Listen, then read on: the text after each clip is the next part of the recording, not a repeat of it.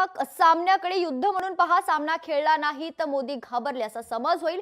कीर्तनकार संग्राम बापू भंडारे यांचा सामन्याला पाठिंबा पाहायला मिळतोय।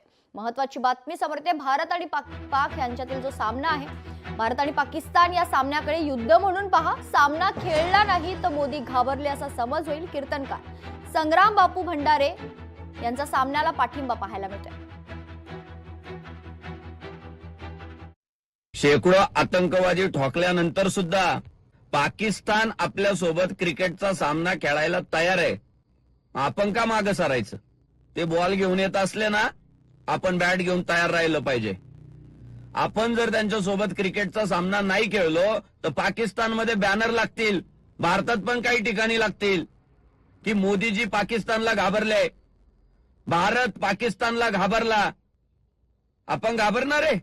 आपण लढणार आहे। लोकशाही मराठी ऐका, पहा, जागरूक रहा।